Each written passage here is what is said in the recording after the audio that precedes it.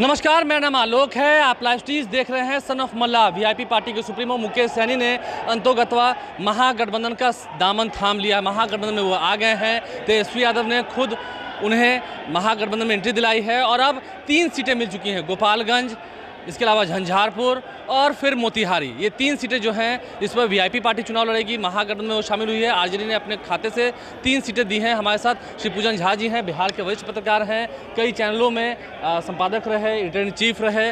बहुत स्वागत है सर। जिस तरह से मुकेश सहनी ने ये चुनाव से पहले, चुनाव की घोषणा के बाद और चुनाव से ठीक पहले महागठबंधन में एंट्री की है। आपको याद होगा 2020 अक्टूबर जब पीठ पे खंजर मारा था तेजस्वी यादव ने, वो खंजर का घाव भर गया। मुझे लगता है मुकेश सहनी के पास कहीं कोई दूसरा अब विकल्प नहीं बच गया था। पूरी कोशिश में थे किसी तरीके से एनडीए के खेमे में शामिल हो जाएं, किसी ने तरजीह नहीं दी। लगातार आपको याद होगा कि मुकेश सहनी के बयान जो है वो इधर से उधर जा रहे थे। कभी एनडीए के पक्ष में बयान आ रहे थे, कभी एनडीए के विपक्ष में बयान आ रहे थे। तो उस वक्त इनकी कोशिश यही थी किसी भी तरीके से किसी गठबंधन का हिस्सा हो जाएं। एनडीए ने इनको कहीं कोई तवज्जो नहीं दिया। एनडीए में जब तवज्जो नहीं मिला तो मुकेश सहनी के पास रास्ता क्या बच जाता है। एनडीए में कितनी सीटें मिल रही थी, क्या लगता है कितनी सीटें? एनडीए में मुझे लगता है कि चूंकि इनको कहीं कोई तवज्जो मिला ही नहीं, किसी ने बात करने की भी कोशिश इनसे नहीं की, इसी वजह से हार करके आज महागठबंधन में मुकेश सहनी शामिल हुए हैं। सबको पता है एनडीए में कि ये दबाव की राजनीति करेंगे और शायद यही कारण था कि इनकी पार्टी पूरी तरह से टूट गई थी। आगे लगता है जिस तरह से मुकेश सहनी आज आए हैं, 3 सीटें, हम तीनों सीट पर चर्चा करते हैं, गोपालगंज, मोतिहारी और झंझारपुर। क्या आरजेडी के पास इन तीनों जगह उम्मीदवार नहीं थे, या क्योंकि ऐसी ऐसी सीटें दी गई हैं जहां पर फाइट होगी? लगता है राधा मोहन सिंह है, फिर झंझारपुर में रामप्रीत मंडल है, गोपालगंज में आलोक सुमन है। थोड़ा सा मैं डीप डाइविंग करता हूँ इस विषय पे। डीप डाइविंग इसलिए मैं करना चाहूँगा कि अब आप देखिए कि पूरे भारत के परिप्रेक्ष्य में अभी इंडिया गठबंधन कहाँ खड़ा है। एक के बाद एक घटक दल छिटकते चले गए। मुकेश सहनी बिल्कुल फ्रिंज एलिमेंट में कहता हूँ, बिल्कुल एक मिनिस्कल सा कुछ वो डिफरेंस क्रिएट कर सकते हैं। कुछ सीटों पर शायद उनका प्रभाव हो सकता है, सर्टेन वोट परसेंटेज उनके फेवर में जा सकता है। लेकिन क्या ये पूरी तरह से जो एक वेव की बात कही जा रही है उसको ये बदल पाएंगे? बड़ा सवाल ये है। ये 3 सीटें दी गई हैं। 3 सीटें में बताया जा रहा है कि एक तरीके से पॉकेट बरू है, जो फिलहाल एनडीए दावा कर रही है उनका बताया जा रहा है कि पॉकेट बरू है, बड़ी मजबूती से वो चुनावी मैदान में है, वो कहीं ना कहीं एकजुटता का परिचय दे रहा है। आपने देखा होगा कि प्रधानमंत्री आए तो अलायंस पार्टनर के लिए पहली रैली करते हैं वो जमुई में। इस तरीके की एकता है। और यहाँ किस क्षेत्र से जी, और यहाँ पर आप देख रहे हैं किस तरीके से बिखराव की स्थिति बनी हुई है। चूँकि डूबते को तिनके का सहारा चाहिए था, इस वजह से मुकेश सहनी ने दामन थाम लिया है महागठबंधन का। और तेजस्वी यादव को भी, लालू प्रसाद यादव को भी ये लग रहा है कि शायद ये कंट्रीब्यूटरी फैक्टर हो सकते हैं। और अभी तो जिस भी खेमे से थोड़े भी वोट्स मिल जाएं वो कंट्रीब्यूटरी फैक्टर हो सकता है। क्योंकि एक तो गोपालगंज की जो सीट है वो तो रिजर्व सीट है, और इसके अलावा 2 सीट है, झंझारपुर की सीट है वो जेडीयू की सीट है, मोतिहारी की सीट जो है वो बीजेपी की सिटिंग सीट है। तो 2 सीटें जिसमें है वो जेडीयू की सीट है। क्योंकि कई जगह पे ये बात हुई थी कि आरजेडी वहाँ लड़ना चाहती है जहाँ पर उनकी फाइट सीधा जेडीयू से हो। तो ऐसे में तो जेडीयू को 2 सीटों का ये फायदा होगा ना, अगर मुकेश सहनी की पहचान उतनी नहीं होती, उतने अच्छे कैंडिडेट नहीं देते हैं। हाँ, ये सवाल आपका बहुत बहुत महत्वपूर्ण है। सवाल ये है कि क्या आरजेडी के कोर वोटर्स, उनका वोट मुकेश सहनी के कैंडिडेट को ट्रांसफ़र होगा? अगर एकजुटता दिखाते हैं तो शायद हो सकता है एक बड़ा चंक उनके फेवर में जा सकता है, लेकिन किसी को नहीं पता। अब देखिए कि पूरे देश में अभी राम मंदिर की एक लहर है, एक अंडर करेंट है। आप उसकी चर्चा सुन सकते हैं चौक चौराहे पर। और ये जो लहर है, मुझे लगता है इस लहर का परिणाम आपको जब काउंटिंग होगा उसमें साफ तौर पर दिखने आएगा। इसमें भी दिख रही है चुनाव से पहले। मैं मोदी लहर से भी बड़ी लहर मैं कह रहा हूँ कि राम की लहर मुझे दिख रही है। जय श्री राम। मोदी का, जी, जय श्री राम, ये जगह जगह मैं फील कर पा रहा हूँ। और इसका असर मैंने जो कहते हैं कि बिल्कुल यादव डोमिनेटेड, कहा जाता है ना कि एमवाई समीकरण कोर वोटर बैंक रहा है लालू प्रसाद यादव का। लेकिन यहाँ पर हम बात किसी करें, प्रभु श्री राम की बात कर रहे हैं। ये भी कहा जाता है कि religion is the opium of the masses. तो क्या ये गैल्वनाइज कर सकता है? अगर इसने डेंट किया एमवाई समीकरण में, यानी कि अगर वाई वोट टूटता है तो किसके पक्ष में जाता हुआ दिख रहा है, तो मुझे लगता है वहाँ पर एक बड़ा फैक्टर हो सकता है राम मंदिर का। क्योंकि अभी रामनवमी का त्यौहार भी, आपने जय श्री राम की बात की, रामनवमी का त्यौहार है। मुकेश सहनी भी कहते रहे हैं कि हम उस समाज से हैं, सहनी समाज से हैं जिसने भगवान राम को नौका पार लगाए। तो क्या जय श्री राम ये भी अब बोलेंगे? बोलना होता तो पहले बोल चुके होते।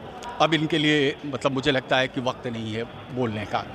इनको किसी तरीके से मतलब क्या कहते हैं सर्वाइव करना था। सर्वाइव करने के लिए महागठबंधन का दामन थामा है। करो या मरो वाली स्थिति, करो या मरो वाली स्थिति थी। आपको याद है कि मौर्या होटल में किस तरीके से इन्होंने तेजस्वी यादव को तेजस्वी यादव को किस तरीके से इन्होंने कहा था कि आपने तो हमारे पीठ में खंजर घोंपाया, और भरे प्रेस कॉन्फ्रेंस जब सीट शेयरिंग अनाउंस हो रहा था उसमें उठ करके ये चले आए थे नारेबाजी करते हुए। अब क्या स्थिति ऐसी हो गई, क्या मजबूरी हो गई तेजस्वी यादव की, या मुकेश सहनी की फिर से एक बार गले मिल रहे हैं? आज तो ये कह रहे थे कि बड़े भाई छोटे भाई में लड़ाई होता है, दोनों भाइयों के बीच में लड़ाई होती थी, उस बात को भूल जाइए। और बीजेपी ने तो सीने पर खंजर मारा है, 3 विधायक। तो नीतीश कुमार भी देते हैं ना, जब भी पलटी मारते हैं जस्टिफिकेशन कुछ ना कुछ तो नीतीश कुमार के पास भी होता है। बीजेपी ने भी मारा ना, सीने पर खंजर मारा, 3 विधायक ही खा गए। उस समय आपको याद होगा कि मुकेश सहनी दबाव की राजनीति कर रहे थे।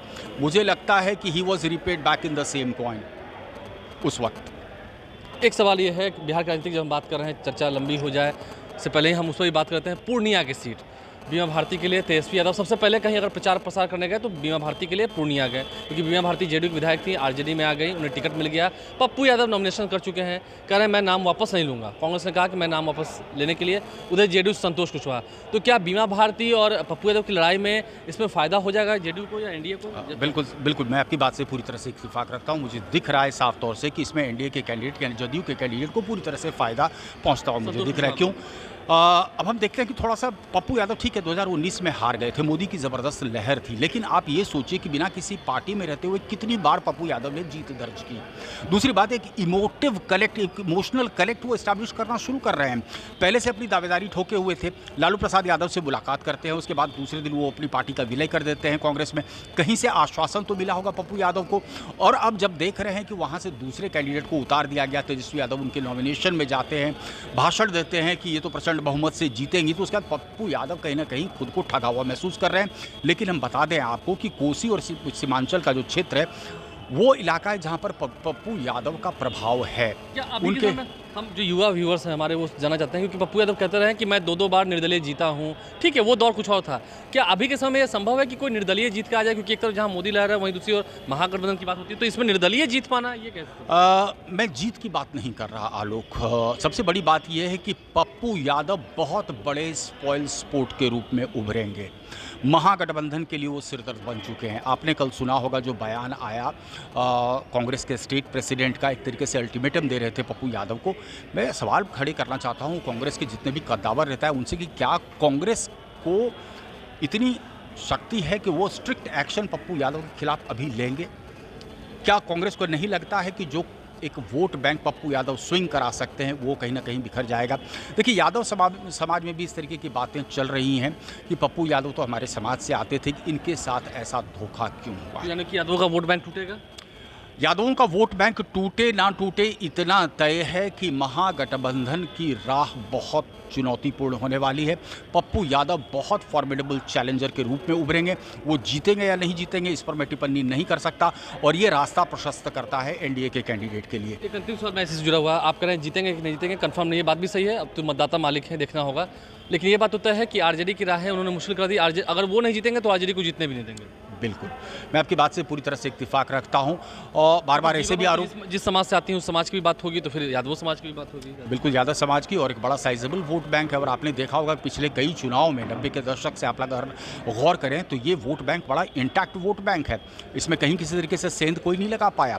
भाजपा ने लाख कोशिशें कर ली, नित्यानंद राय को प्रोजेक्ट किया, उन्होंने रामकृपाल यादव को प्रोजेक्ट किया, कई ऐसे नेताओं को प्रोजेक्ट करने की कोशिश की, लेकिन सेंध नहीं लगा पाए। लेकिन पप्पू यादव उसी समाज से आ रहे हैं, और अभी क्या है वो इमोशनल कार्ड भी खेल रहे हैं, वो विक्टिम कार्ड खेल रहे हैं। टॉर्चर किया गया मुझे, इसका ज़रूर कुछ ना कुछ असर आपको इस चुनाव में देखने को मिलेगा। महागठबंधन के लिए इस सीट पर कम से कम मैं प्रेडिक्ट कर सकता हूं कि बहुत चुनौतीपूर्ण रहने वाला है। अगर पप्पू यादव जीत गया, अगर मैं कह रहा हूं, तो तेजस्वी यादव के लिए 2025 में सिरदर्द, बहुत बड़ी सरदर्द। यादवों का एक दूसरा नेता खड़ा हो जाएगा। यही शायद लालू प्रसाद यादव नहीं चाहते थे, जिस वजह से कि एन केन प्रकारेण पप्पू यादव के रास्ता को रोकने की कोशिश की है। पूजन झा जी हमारे साथ है, क्या कुछ उन्होंने खुलकर बताया है, विश्लेषण किया है, हमने आपको इस वीडियो में समझाया है, आपने समझा होगा। आप लाइव के साथ बने रहें, ऐसे ही विश्लेषण हम आप तक लाते रहेंगे। खबर तो है, खबर को समझिए ज़रा, और उस खबर का विश्लेषण लाइव स्ट्रीम पर आप तक पहुँचते रहेगा। हमारे चैनल को सब्सक्राइब कर लें, साथ साथ फेसबुक पेज भी लाइक करें। धन्यवाद।